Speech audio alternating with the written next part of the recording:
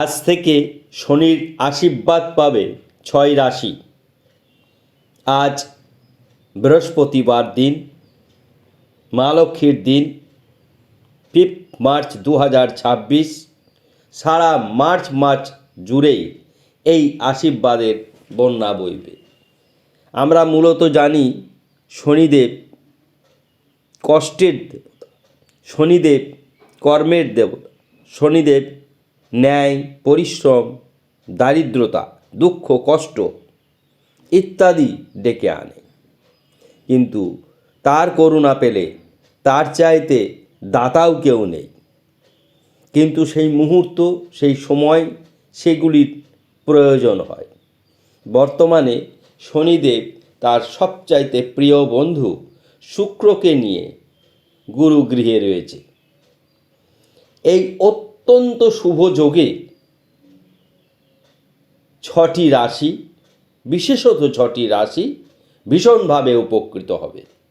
আমরা প্রথম আপনাদের কাছে আজকেই এর ট্রানজিট সাপেক্ষে বিচার করে বলে দিচ্ছি কোন কোন রাশি বেশি ভালো থাকবে। মূলত 12টি রাশি ভালো থাকতে পারে। শনিদেব যা পছন্দ করে, শুক্রদেব যা পছন্দ করে, এরা অত্যন্ত উগ্র এবং স্পট রেজাল্ট দেয়, সঙ্গে সঙ্গে ফলাফল দেয়। সুতরাং এই গ্রহ দুটিকে খুশি করতে পারলে মানুষের জীবন কিন্তু ধন্য হতে পারে। মানুষের সুখ, স্বাচ্ছন্দ্য, প্রেম, বিবাহ, দাম্পত্য এটি দেয় শুক্র। আর শনিদেব যেমন যেগুলির বিষয় বললাম, দুঃখ, কষ্ট, দারিদ্রতা, ঋণ, আইন ইত্যাদি বিষয়ে যেমন কষ্ট দেয়, তেমনি এই সকল বিষয়ে তিনি শুভ ফল দেন অতিরিক্ত।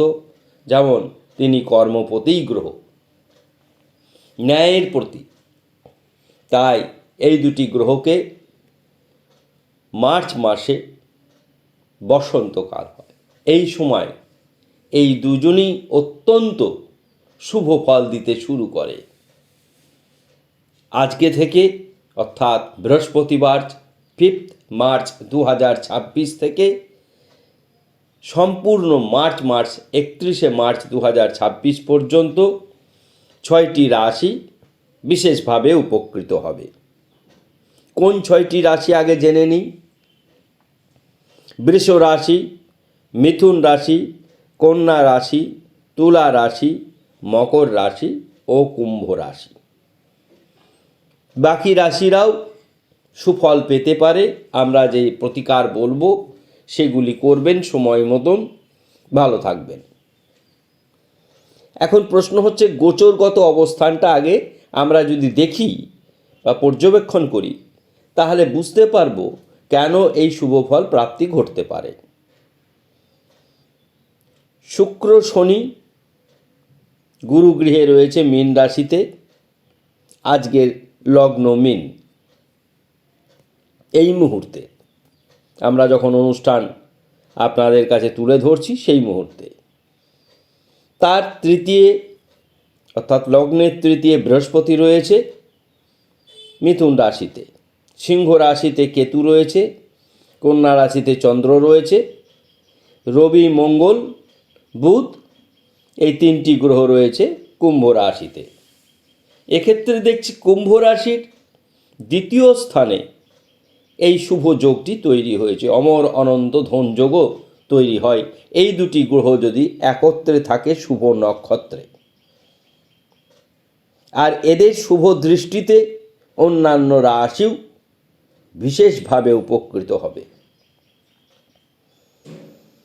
যারা উপকৃত হবে তাদের সেই সমস্ত রাশির কথা বললাম।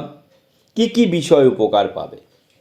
অর্থ কষ্ট দূর হবে, কর্মপ্রাপ্তি ঘটবে, কর্মে উন্নতি হবে, ঋণ পরিশোধ হবে, প্রেম, বিবাহ, দাম্পত্য সুখের হবে। কি কি করবেন আপনারা? প্রথম কাজ করবেন, শনিবার নিরামিষ আহার করবেন, পারলে শুক্রবারও নিরামিষ আহার করবেন। আমি সাধারণত আপনাদের বলবো শুক্র শনি দুটো দিনই এই মার্চ মাসে নিরামিষ আহার করবেন। নিরামিষ আহার করলে শনিদেব ভীষণ খুশি হয়। নীল সাদা পোশাক আশাক বেশি পরবেন। দুজনের বর্ণ, একজনের বর্ণ নীল শনি আর একজনের বর্ণ শুক্রের বর্ণ সাদা।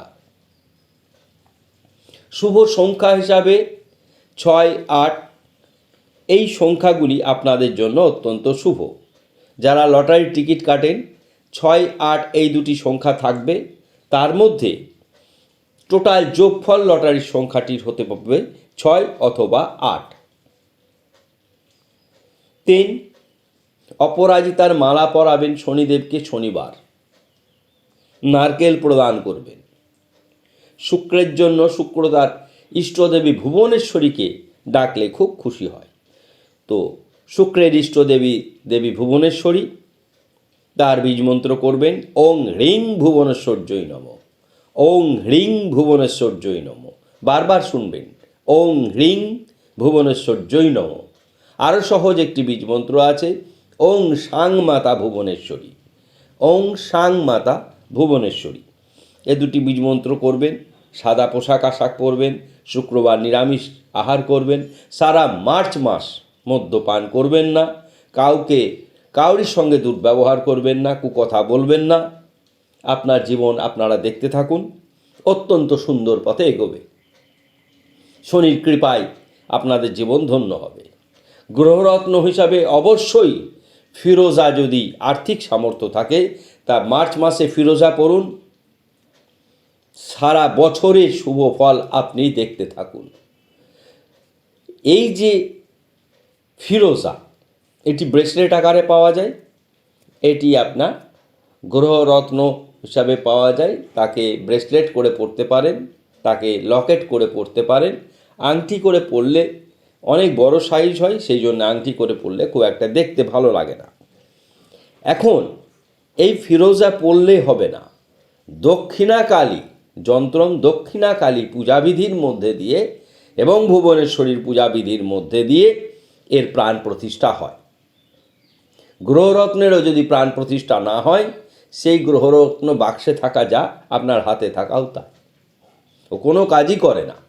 বৈদিক শাস্ত্র মতে এর শোধন ও প্রাণ প্রতিষ্ঠা একান্ত প্রয়োজন। দাম দিয়ে মূল্য দিয়ে মানুষ জিনিস কেনে, কিন্তু মেন কাজটিই করে না।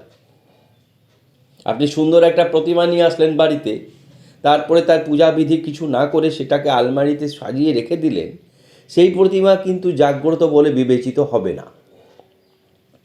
যদি তার পূজা অর্চনা, হোম, যাগযজ্ঞ ইত্যাদির মধ্যে দিয়ে তাকে প্রাণ প্রতিষ্ঠা করা হয়, তখন তার মধ্যে অবশ্যই একটি শক্তি আসে। সেই বিচার বিবেচনা করেই আমরা প্রত্যেকটি জিনিস সুন্দর ও নিখুঁতভাবে বললাম। অর্থাৎ কী কী করবেন, কী কী করবেন না, সমস্ত, যেমন মদ্যপান করবেন না, কাউকে কুকথা বলবেন না, কারোর কাছে ধার নেবেন না, কাউকে ধার দেবেন না, দেখবেন আপনার ঋণ পরিশোধ হচ্ছে। তবুও আমরা মার্চ মাসে ঋণের জন্য গণেশের সুন্দর একটি মন্ত্র আপনাদের বলে দেব। ওং গণেশ ঋণং ছিন্দিং বরেণ্যং হুং ফট। ওং গণেশ ঋণং ছিন্দিং বরেণ্যং হুং ফট। আমাদের অনুষ্ঠান ভালো লাগলে সকল বন্ধু বান্ধবকে শেয়ার করবেন, সাবস্ক্রাইব করতে ভুলবেন না। সকলে ভালো থাকুন, ধন্যবাদ।